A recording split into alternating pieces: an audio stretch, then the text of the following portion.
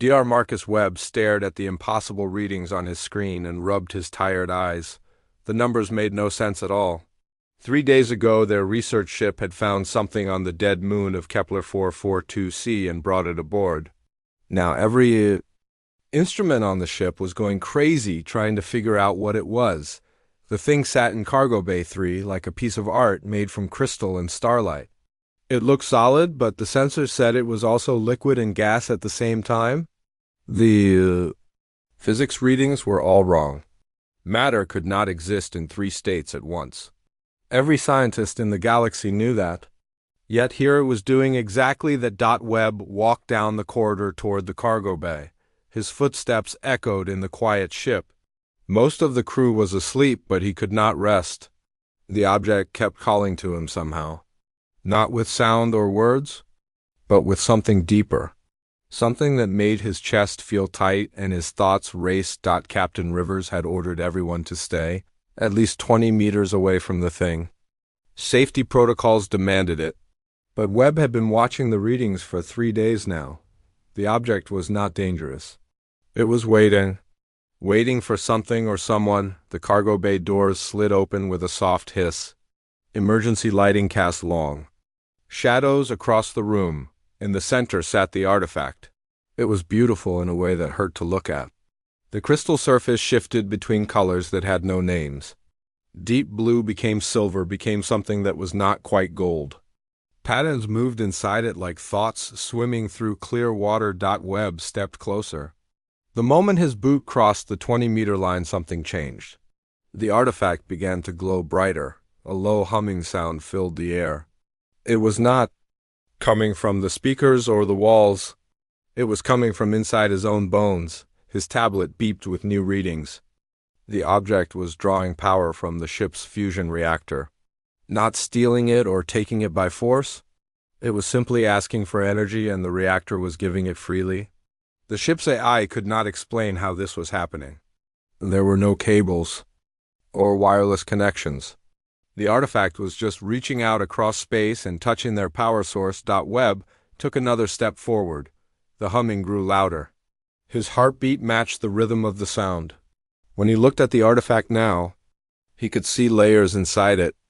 Dimensions folded in on themselves. Space twisted into shapes that should not exist. Yet there it was right in front of him. The ship's intercom crackled to life.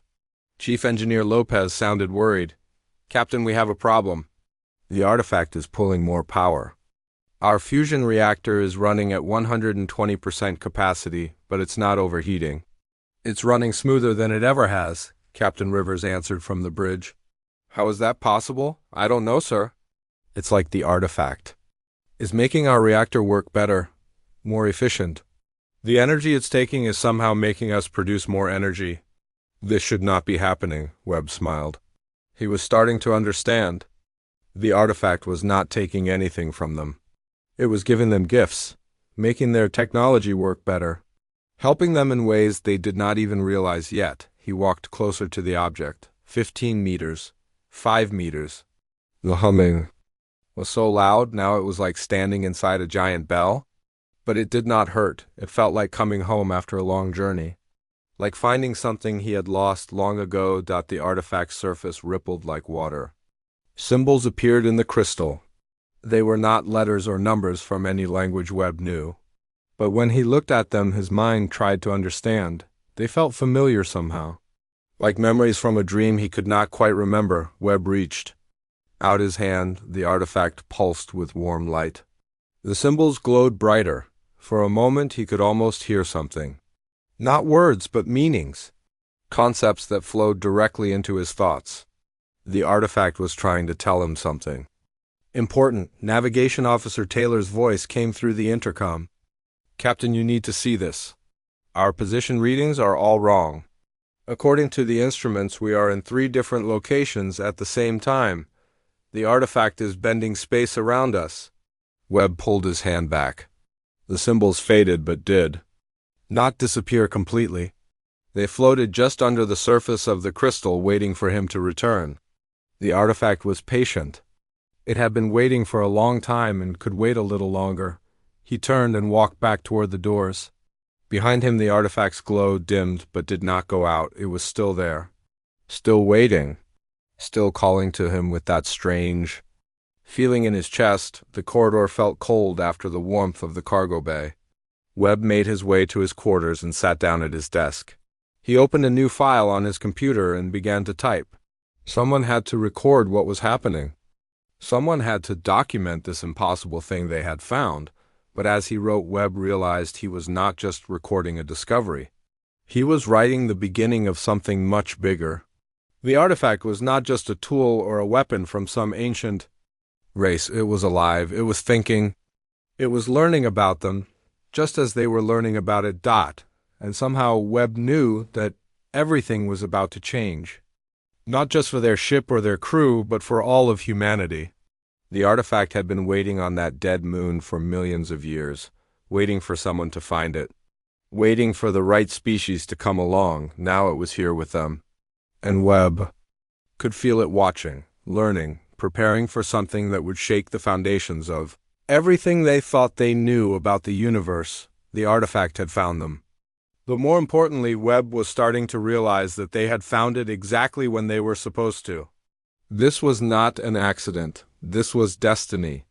And whatever came next would prove that some things that should not exist were the most important things of all. Webb woke up to the sound of alarms.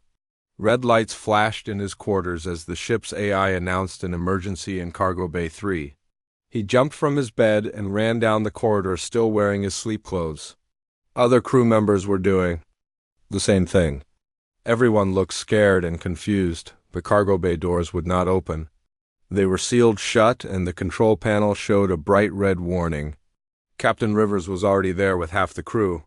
Chief Engineer Lopez was trying to override the lock, but nothing was working. What's happening? Webb asked. The artifact, Rivers said. It's changed. Aria sealed the bay automatically when the energy readings went off the charts. We can't get the doors open. Webb looked at the security monitor. The cargo bay was filled with soft blue light. The artifact was no longer sitting quietly in the center of the room. It was floating 3 feet above the floor and spinning slowly. The crystal surface was moving like liquid while somehow staying solid. Patterns of light danced across the walls. How long has it been like this? Webb asked. About 20 minutes. It started right after you left last night. Aria says the energy output increased by 2,000% in less than 5 minutes. Webb studied the readings on Lopez's tablet. The artifact was still drawing power from their reactor, but now it was also producing energy. Lots of energy, more than their ship used in a full day. Where was all that power going? There, Taylor said, pointing at another screen. Look at the gravitational readings. The artifact is creating its own gravity field. It's pulling space around itself into a spiral. Webb felt his heart race. The artifact was not just changing, it was growing stronger, learning to use its power in new ways. And somehow he knew it was getting ready for something important. We need to get in there, he said. Absolutely not, Rivers replied. That thing is dangerous. We don't know what it's capable of. Captain, with respect, I think we're looking at this wrong. The artifact isn't trying to hurt us. It's trying to communicate. Suddenly the alarm stopped. The red lights turned to soft white. The cargo bay doors opened with a quiet hiss. Everyone stepped back except Webb. He walked forward and looked inside. The artifact was still floating. But now it was surrounded by something that looked like a hologram. Symbols and shapes made of light hung in the air around it. They moved in patterns that seemed almost like writing, like someone trying to draw letters in a language that had no words. Webb stepped into the cargo bay. The moment his foot crossed the threshold, the floating symbols turned toward him. They rearranged themselves into new patterns. Some of them began to glow brighter. Webb, get back here, Rivers called, but Webb was already walking toward the artifact. The holographic symbols moved around him like curious fish. They did not touch him, but they followed his movements. When he raised his hand, they clustered around it.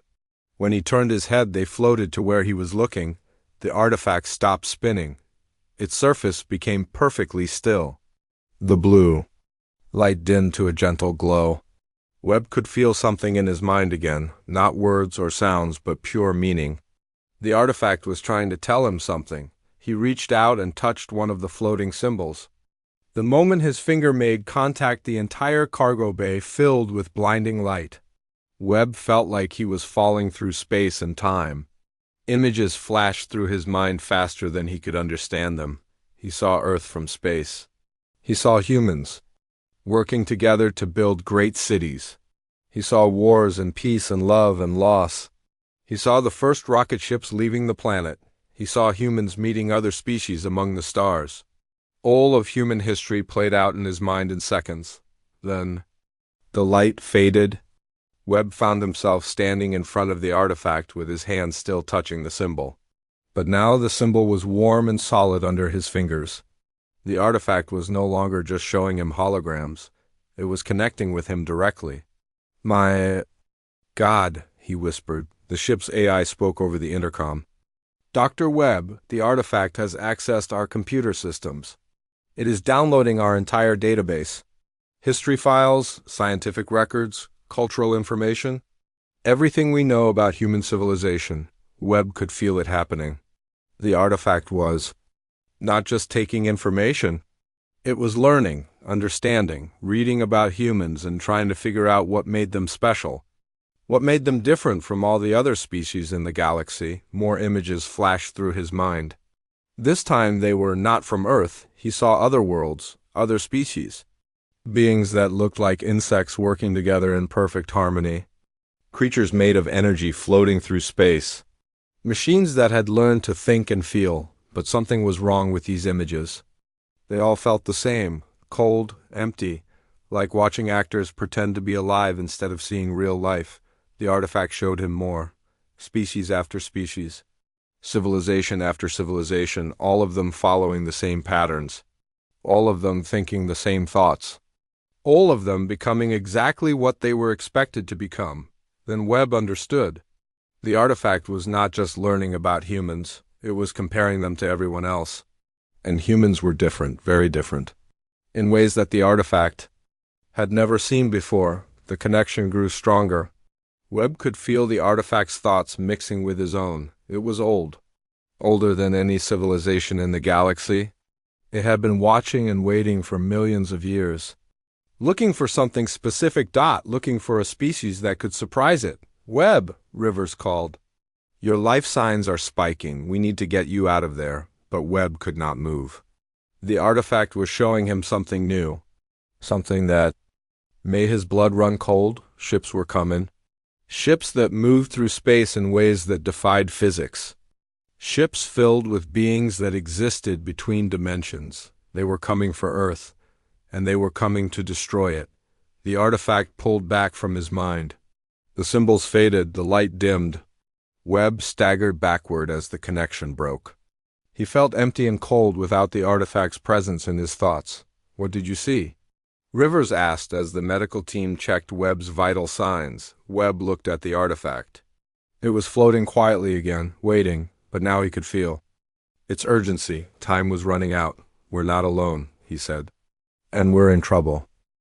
Webb spent the next 2 days learning to talk with the artifact. It was not easy. The thing did not use words or sounds the way humans did. Instead, it shared feelings and pictures and ideas that flowed directly into his mind. Like trying to have a conversation through dreams. The artifact called itself something that Webb's mind translated as the Witness. It had been alive for millions of years, traveling from world to world and watching civilizations grow and change. It was not from any one planet or species. It was something that existed between the spaces where normal matter ended and pure energy began. Webb learned that the Witness had been searching for something very specific. Most species in the galaxy followed predictable patterns. They developed technology, reached for the stars, met other races, and then either joined the galactic community or destroyed themselves. The same story over and over again, but humans were different. The Witness had been watching Earth for thousands of years and could not figure out what made humans so strange. Other species were logical and consistent. They made sense. Humans were chaotic and unpredictable, and somehow that made them more alive than anything else in the galaxy. You feel things that others cannot, the witness explained through waves of emotion that washed over Webb's mind. You connect with beings that are nothing like you. You create beauty from pain and find hope in darkness. This should not be possible. Webb sat in the cargo bay with the witness floating behind him. The artifact had learned to control its energy output so it no longer triggered alarms. It pulsed with soft light that felt warm and comforting, like sitting by a fireplace on a cold night. What makes us so special? Webb asked. The witness showed him images of other species. The builders who created perfect cities but could not understand art, the harmony, who worked together flawlessly but never laughed. The ascended who had pure logical minds but felt no love or friendship. They are complete, the witness explained. Perfect within their nature. But you are broken, flawed, and in your flaws you find strength that perfection cannot match. Webb thought about this. Humans were definitely flawed. They made mistakes and hurt each other and sometimes did terrible things. But they also created music and stories and fell in love and sacrificed themselves for strangers. Their flaws were part of what made them human.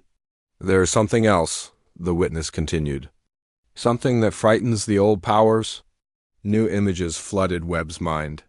Beings that existed mostly outside normal space and time. The witness called them the overseers. They had been watching the galaxy for longer than even the witness had been alive. They maintained order and balance among the stars. The overseers had rules. Species were allowed to develop only so far. They could have technology and space travel and even limited wars. But they were not allowed to change the fundamental nature of reality itself. And humans can do that? Webb asked. Your minds work differently. Most species see the universe as fixed. What is will always be, but humans see what could be. Your imagination reaches into spaces that do not exist and pulls new possibilities into being. The witness showed Webb something that made his heart race. Images of human scientists working on theories that the galactic community said were impossible.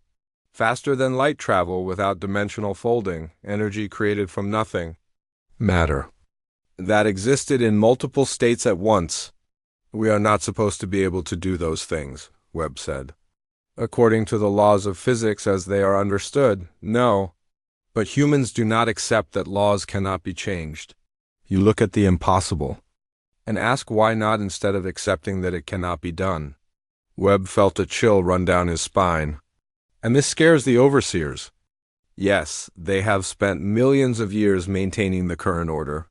They see humans as a threat to everything they have built. A species that refuses to accept limitations could change the galaxy in ways that cannot be controlled. The witness moved closer to Webb. Its light grew warmer. I have been searching for a species that could bridge the gap between what is and what could be. Humans are the only race I have found that might be capable of this. Bridge the gap to what? To the next level of existence. To a way of being that goes beyond the physical laws that govern matter and energy. But the overseers will not allow this to happen. They are coming to end human civilization before it can grow into something they cannot control. Webb stood up and walked to the viewport. Outside, he could see the stars streaming past as their ship traveled toward Earth. Somewhere out there, an alien fleet was also heading toward his home, planning to destroy everything and everyone he had ever known. How long do we have? He asked. Days. Maybe weeks? The overseers moved through dimensions where time flows differently. They could arrive at any moment. Webb turned back to the witness. What can we do? I can offer you a choice. I can help humans ascend to a higher level of existence. You would become beings of pure energy and thought, immortal and powerful, but you would no longer be human in the way you understand it. Webb considered this. Living forever as beings of energy sounded amazing. But would they still be able to love and laugh and create? Would they still be the flawed and wonderful species that the witness found so interesting? What's the other choice? I can teach you to fight, to use the same forces that the overseers use. to bend reality to your will and defend your world. But this path is dangerous. You might save your species, or you might destroy yourselves trying. Webb looked at the witness floating behind him. Its light pulsed with patient energy. It had waited millions of years to find humanity. Now it was offering them a chance to survive. But both choices meant giving up something important. There's a third option, Webb said suddenly. What do you mean? You said humans are different because we see what could be instead of accepting what is. So maybe we don't have to choose between your two options. Maybe we can find a third way. The witness was quiet for a long moment. Its light dimmed as it considered this. I do not understand, Webb smiled. That's what makes us human. We don't always understand our own ideas until we try them. But we're really good at figuring things out as we go. The artifact pulsed brighter. For the first time since their connection began, Webb could feel something like excitement coming from the witness. You want to create a new possibility. Something that has never been tried before. Exactly. The overseers think they know what humans will do.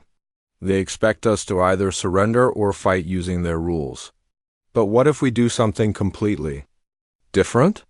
Webb walked back to stand directly in front of the witness. Will you help us try? The artifact's light grew warm and bright. Yes, but know that this path leads into unknown territory. We will be creating something that has never existed before. Something that by all rights should not be possible, Webb grinned. Good, that's exactly the kind of thing humans are best at. The horizon's edge was still 3 days from Earth when the impossible happened. Ships began appearing on their long-range sensors. Not normal ships that traveled through space using engines and fuel. These vessels seemed to step out of nothing itself, materializing from dimensions that should not exist. Webb stood on the bridge watching the sensor readings with growing dread. The overseer fleet was massive. Hundreds of ships arranged in perfect geometric patterns. Each vessel was the size of a small city, but they moved through space like dancers. Smooth and graceful and utterly alien. They're not following any known laws of physics, Taylor reported from the navigation station. These ships are existing in multiple dimensions at once. Our weapons wouldn't even be able to target them. Captain Rivers looked grim. How long until they reach Earth? At their current speed, 18 hours. But sir, they're not really moving through space. They're folding space around themselves. They could arrive at Earth in minutes if they wanted to. Webb felt the witness stir behind him. The artifact had been quiet during the trip home, conserving energy and preparing for what was coming. Now it pulsed with urgent light. They are taking their time, the witness said directly into Webb's mind. They want humans to see them coming. To understand that resistance is futile. Webb closed his eyes and concentrated. Over the past few days he had learned to communicate with the witness without speaking out loud. It was like having a conversation inside his own thoughts. Are you ready? He asked. I have been ready for millions of years. But are you certain about this path? Once we begin, there will be no going back. Webb opened his eyes and looked at the bridge crew. These were good people. Scientists and explorers who had dedicated their lives to pushing the boundaries of human knowledge. They deserved a chance to survive what was coming. I'm certain, he said. The witness moved closer to Webb. Its light grew brighter and warmer. Then let us begin. What happened next would have been impossible to explain to anyone who had not experienced it directly. The witness did not just connect with Webb's mind. It merged with his consciousness while somehow allowing him to remain completely human. Like two rivers flowing together, but keeping their separate waters. Webb could suddenly perceive dimensions that his normal senses could not detect.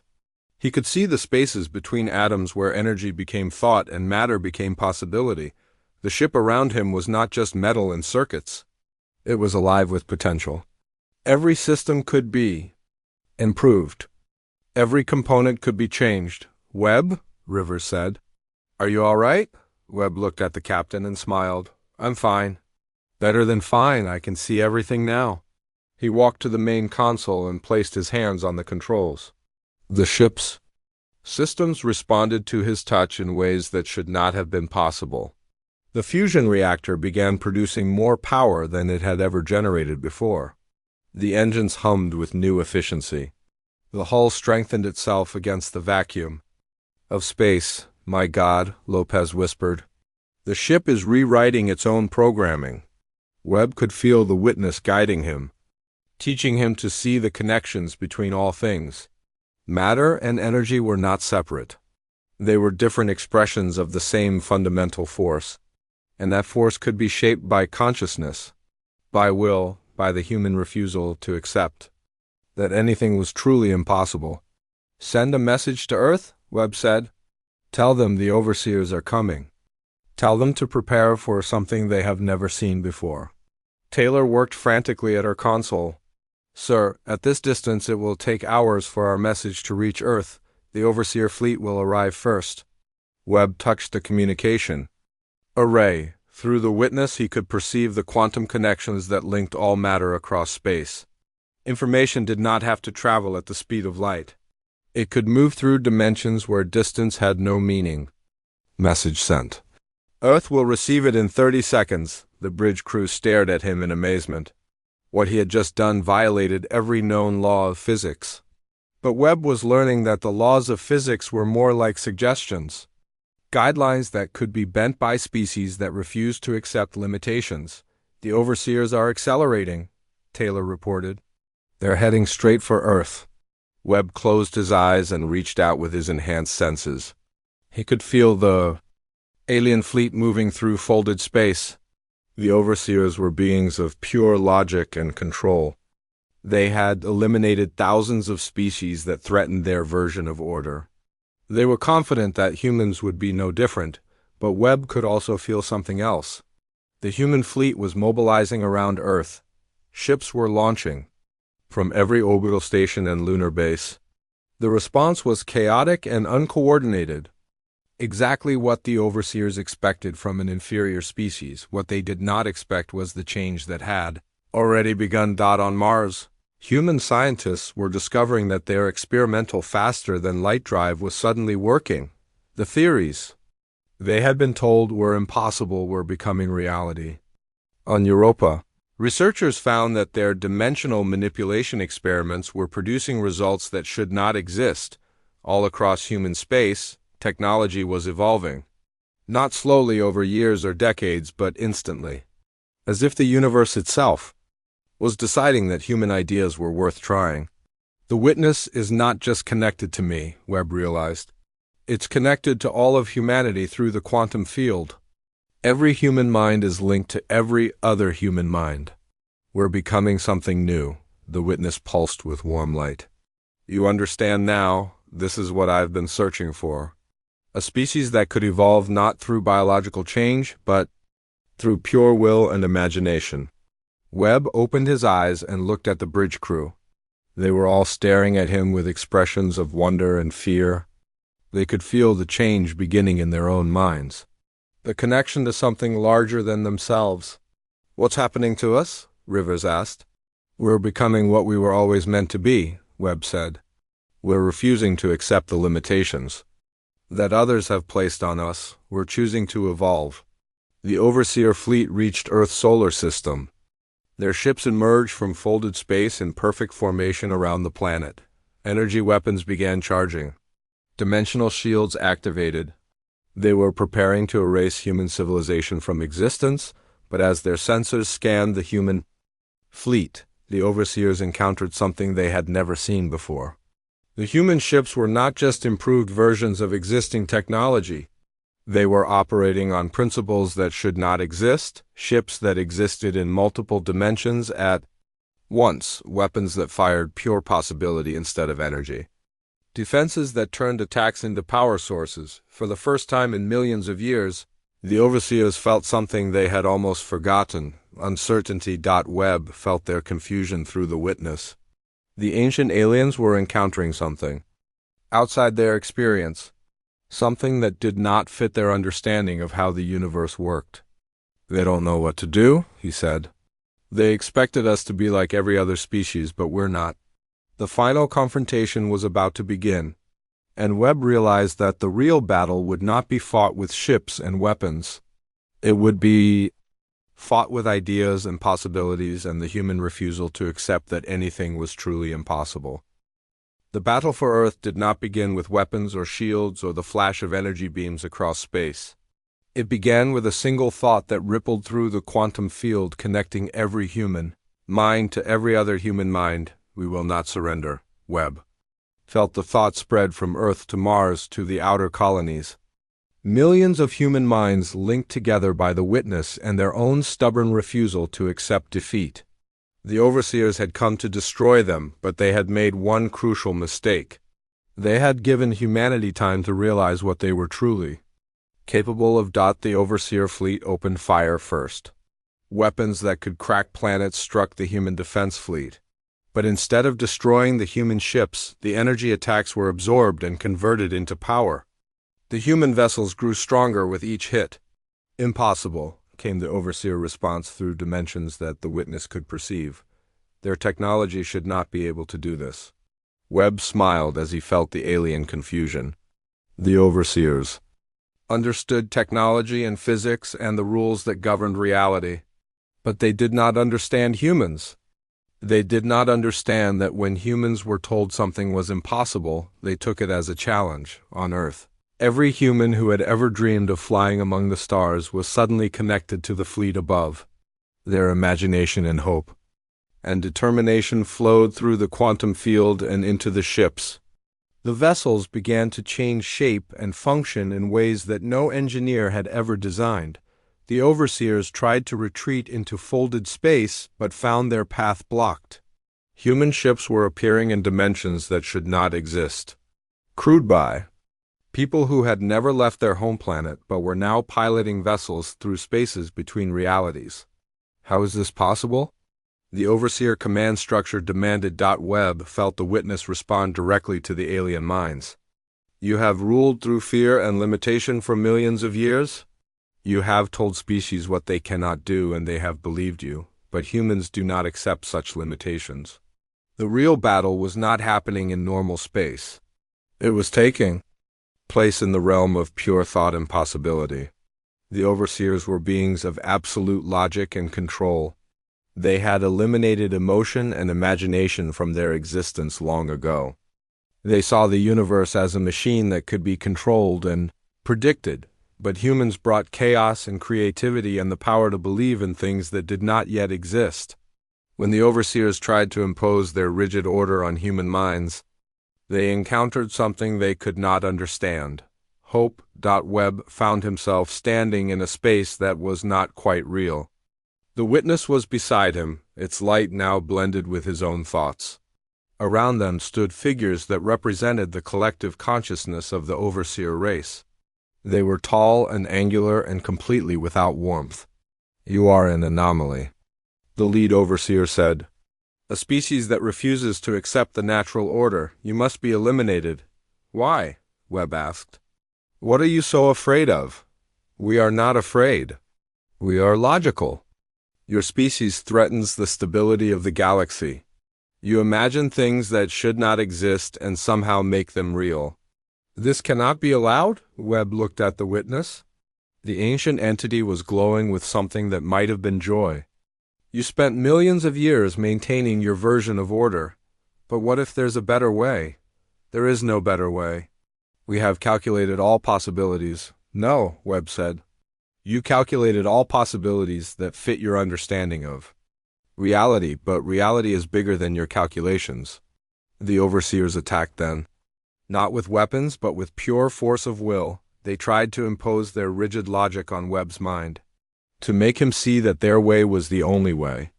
That chaos and creativity and human stubbornness were flaws that needed to be eliminated, but Webb was not alone. Through the witness, he was connected to every human who had ever looked at the stars and wondered what was out there. Every person who had ever refused to accept that something was impossible. Every dreamer and explorer and inventor who had pushed the boundaries of what was thought to be real. The collective human spirit pushed back against the overseer logic. Not with anger or hatred, but with something far more powerful. The simple belief that things could be better. You see the universe. As a machine, Webb said as the mental battle raged around them. But we see it as a canvas, a place where we can create things that have never existed before. The overseer's attack faltered. For the first time in millions of years, they encountered minds that would not be forced into their rigid patterns. Human consciousness was too chaotic, too creative, too stubbornly hopeful to be controlled. "This is impossible," the lead overseer said. "That's what makes it wonderful," Webb replied. The battle ended not with victory or defeat, but with something far more surprising: understanding. The overseers had been alone for so long that they had forgotten what it felt like to be surprised. To encounter something genuinely new, through the witness, Webb offered them a choice. They could continue trying to control the galaxy through fear and limitation, or they could learn to see the universe the way humans did, as a place of infinite possibility where the only real limitation was the willingness to dream. Some of the overseers chose to retreat into the deep spaces between galaxies. They could not accept a universe where their rigid order was not supreme. But others remained curious about these strange beings, who refused to accept that anything was truly impossible. The overseer fleet withdrew from Earth's solar system, not in defeat but in confusion. They would need time to consider what they had learned. Time to decide if they could adapt to a universe where humans existed. Webb returned to normal consciousness to find himself back on the bridge of the horizon's edge. The witness was still there, floating behind him, its light warm and comforting. But now he could feel its presence in his mind even when he was not actively connected to it. "Is it over?" Captain Rivers asked. Webb looked at the sensor readings. The overseer ships were gone, Earth was safe. But he knew this was not really an ending, it was a beginning. "The immediate threat is over," he said, "but everything has changed. Humans are connected now in ways we never were before. We can share knowledge and creativity across vast distances. We can imagine things into existence." He turned to look at the witness. "You said you were searching for a species that could bridge the gap between what is and what could be. We did that, but we did it without losing what makes us human." The witness pulsed with warm light. "You found a third option. Something I never imagined possible. You evolved without giving up your essential nature," Webb smiled. "That's what humans do. We refuse to accept that we have to choose between bad options. We create new possibilities." As the horizon's edge continued toward Earth, Webb began composing his final report. He wrote about the artifact that should not exist, but was now sitting behind him, about the connection between human consciousness and the fundamental forces of reality, about the day humanity refused to accept limitations and chose to evolve, but mostly he wrote about hope, about the power of refusing to accept that anything was truly impossible, about the human spirit that looked at the word impossible and heard it as an invitation to prove otherwise. The witness had been right. Humans were different from every other species in the galaxy. They were flawed and chaotic and stubbornly optimistic. They dreamed of things that did not exist and somehow made them real. And now they were no longer alone. The witness would remain with them, not as a master or a tool, but as a partner in exploring the infinite possibilities that opened up. When consciousness refused to be limited by the rules of what should or should not be possible, Webb finished his report and leaned back in his chair. Behind him, the witness pulsed with quiet contentment. They had work to do, a universe to explore, realities to reshape, and possibilities to create that had never existed before. It was going to be an interesting future.